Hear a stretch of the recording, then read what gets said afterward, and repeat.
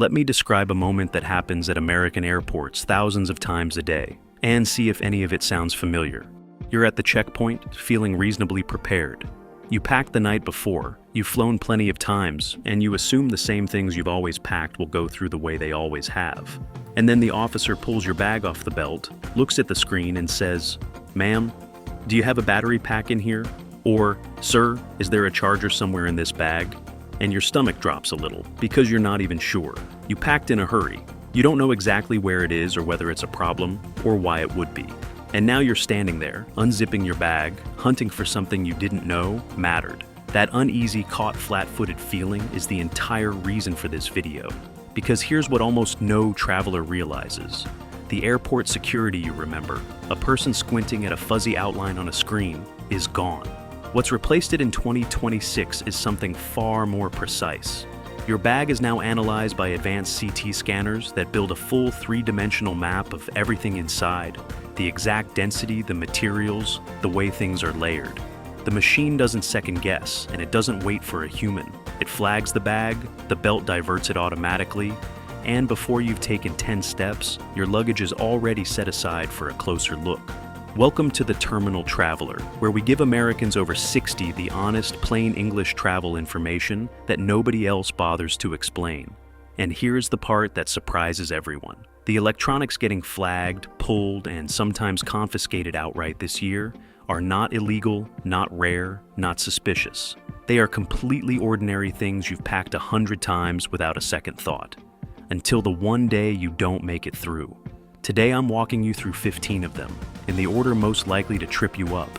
And my promise is simple. By the time we reach number 15, there won't be a single one of these the officer can surprise you with. You'll already know exactly where it is and exactly why it's packed the way it is. And number 15 is the one even seasoned travelers get wrong, so stay with me to the end. One quick thing before we start, because it makes everything else click. The scanner doesn't think about size or convenience. It thinks about chemistry and pattern, a battery in the wrong place, two batteries touching, a device that could switch on by itself. Those aren't dangerous because of what they are. They're flagged because of how they look to a machine that's been trained to find exactly that pattern. Once you see your bag the way the scanner sees it, all 15 of these stop being confusing rules and become one simple habit. Let's get into it. Number 1. Power banks in your checked luggage. I'm starting here because this isn't just the most common mistake, it's the most common by a mile. It is the single most confiscated electronic item in modern aviation, and travelers still pack them in checked bags every single day. And the reason behind the rule isn't bureaucracy, it's physics. Lithium-ion batteries have a failure mode called thermal runaway, a chemical reaction that feeds on its own heat until the battery ignites.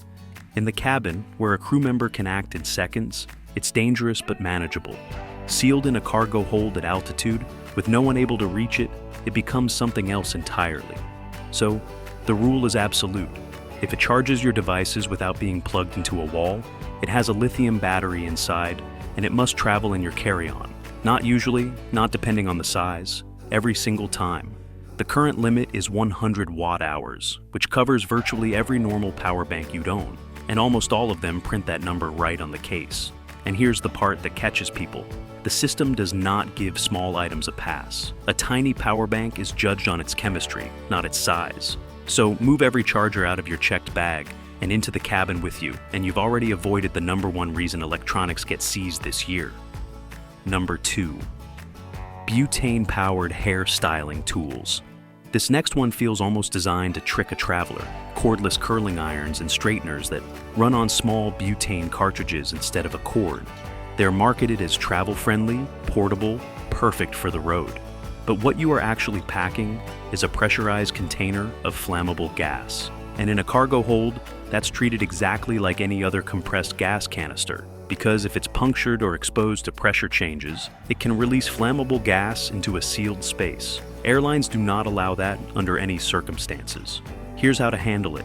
You can bring one of these tools in your carry-on, but only if it has its safety cover properly installed over the heating element.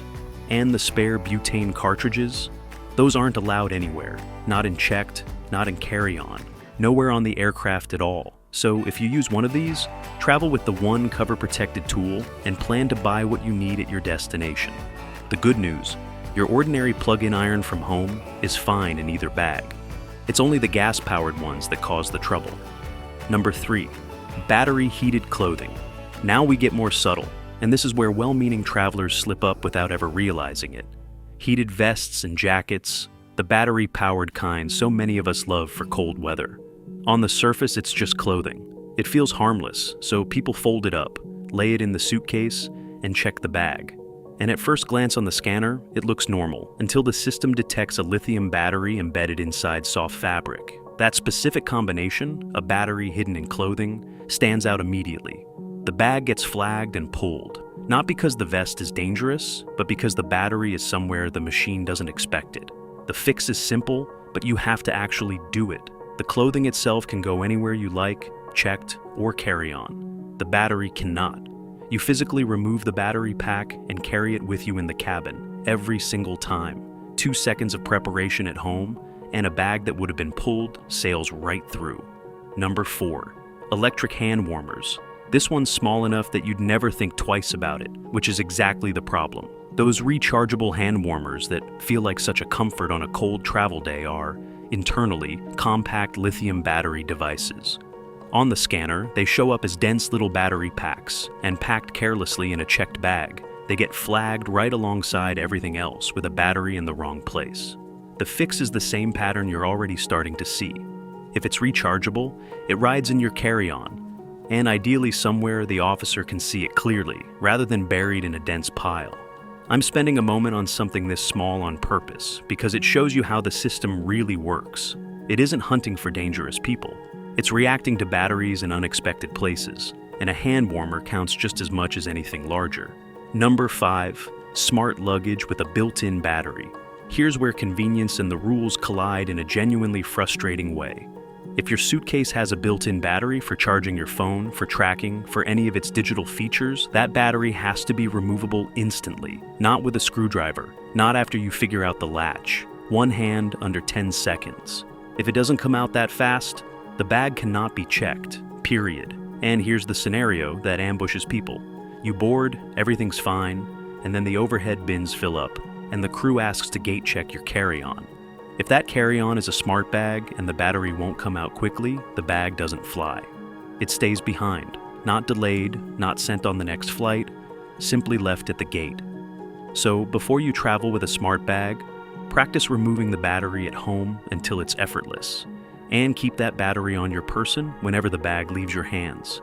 Have you ever been asked to gate check a bag at the last second? Tell me in the comments whether you were ready for it, because I think this catches more people than any airline will admit. Number 6, CPAP machines and their batteries.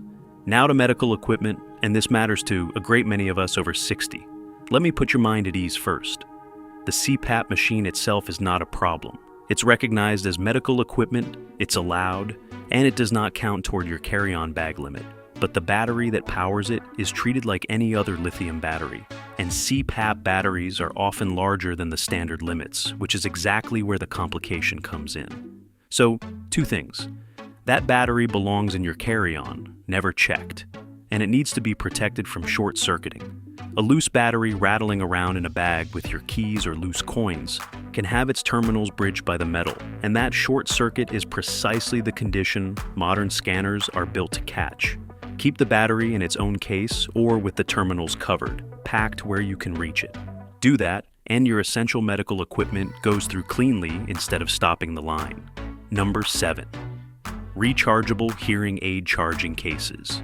This is one of the biggest sources of confusion right now, and it hits our audience squarely. The hearing aids themselves are fine anywhere, no issue at all. But the charging case is a different story because it contains a lithium battery, and here's the trouble. On a scanner, that little case doesn't read as electronics. It reads as a small box, about the size of a jewelry case, with a battery inside it. To the machine, a battery tucked inside an unidentified small box in checked luggage is a near-instant flag. The fix could not be simpler. Keep the charging case in your carry-on. That one small adjustment, moving a case from one bag to the other, is the difference between sailing through and standing there while an officer opens your bag to find out what the mysterious little box is. It's such a tiny thing, and it saves you the entire headache. Number 8. Portable nebulizers and oxygen concentrators, staying with medical devices, because so many travelers over 60 rely on them. If you travel with a portable nebulizer or an oxygen concentrator, here's the rule of thumb that will protect you in nearly every situation. If the device has a battery, even one you can't see and can't remove, assume it belongs in your carry-on. Like the CPAP, these are recognized medical devices, and they generally don't count against your carry-on allowance, so you're not being penalized for needing them. But the battery inside follows the same logic as every other item on this list. It rides in the cabin with you, protected and reachable. If you're ever unsure whether a particular device is allowed or how its battery should travel, a quick call to the airline before your trip settles it, and it's far better to ask from your living room than to find out at the checkpoint. Number 9. Devices that can vibrate or switch on by themselves. Here's one almost nobody thinks about. Electric toothbrushes, electric razors, anything with a motor that could accidentally switch itself on.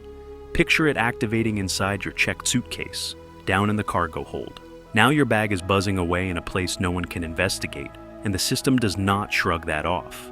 A bag making noise in the hold is treated as a potential problem until proven otherwise, which means it gets pulled, opened, and inspected, and sometimes delayed past your flight.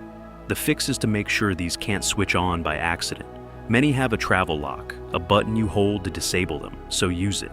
If there's no lock, packing them where the power button can't be pressed, or removing the battery if you can, does the job.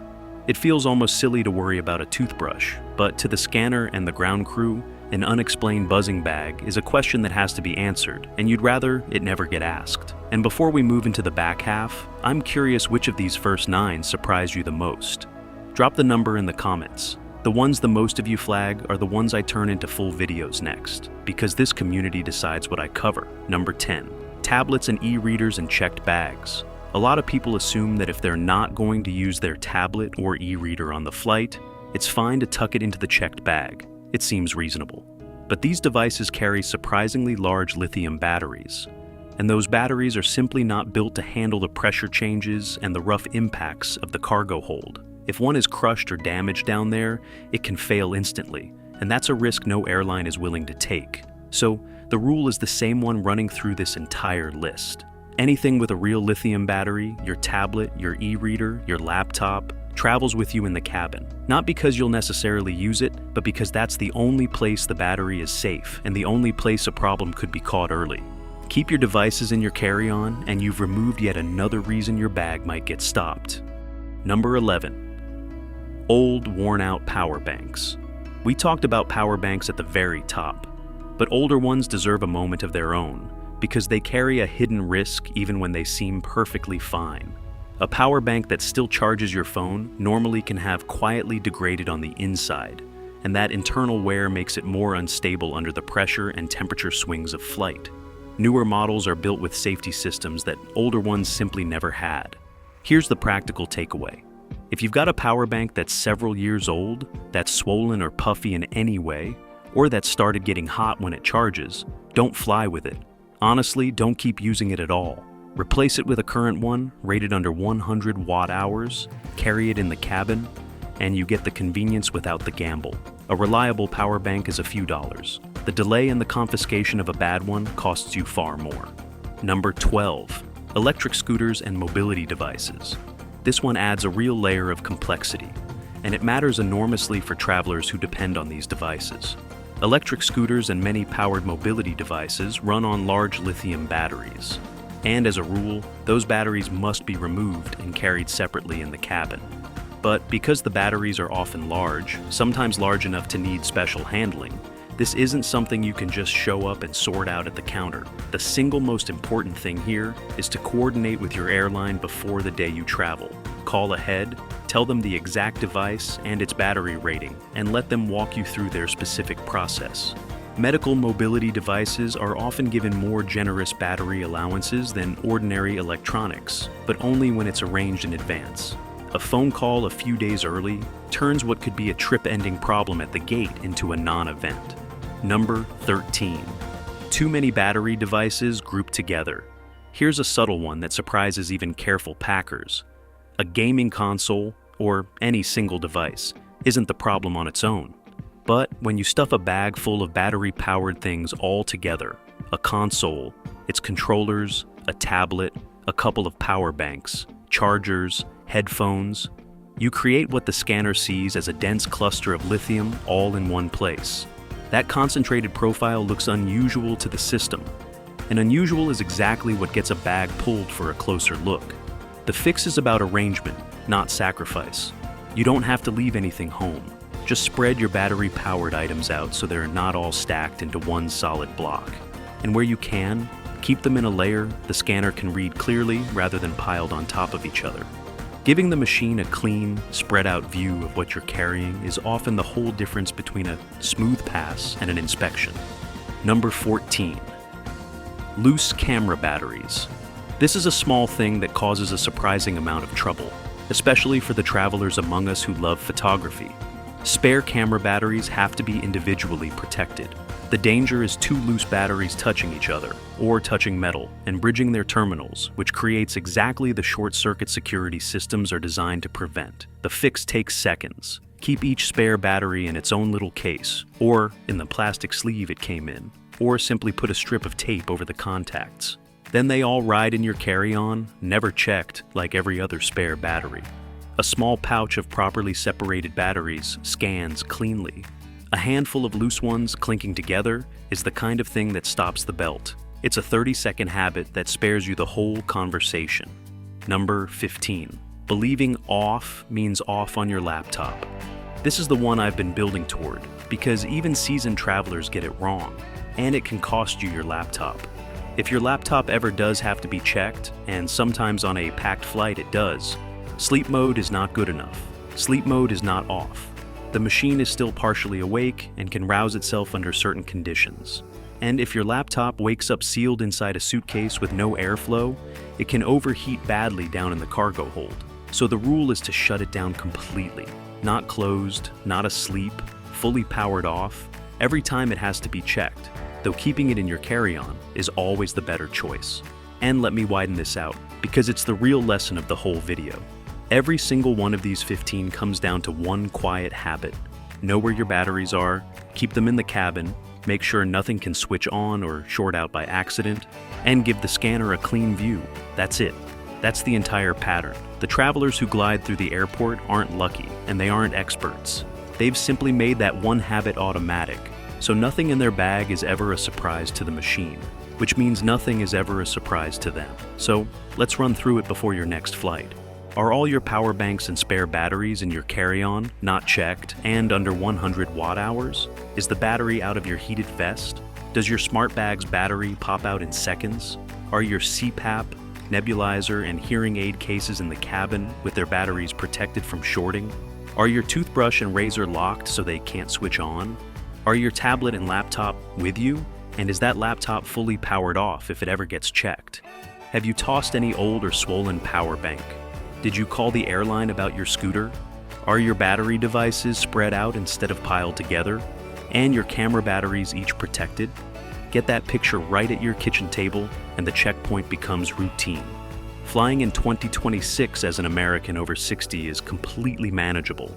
It just takes being a little more informed than the average traveler because the scanners are more precise than they have ever been and they don't care what you meant to do, only what they see. You deserve to walk up to that belt already knowing the answer to anything the officer might ask. That's what this channel is for. That's why I do this. So, here's my last ask, and it means more to me than the like or the subscribe. Out of all 15, tell me in the comments which one you've been packing wrong, because I promise you're not the only one, and your answer helps the next traveler scrolling by. I read every comment myself, and they tell me exactly what to cover next. And if you're not subscribed yet, do that now, because I'm here every week with honest travel information made specifically for Americans over 60 who want to fly with confidence. I'll see you in the next one.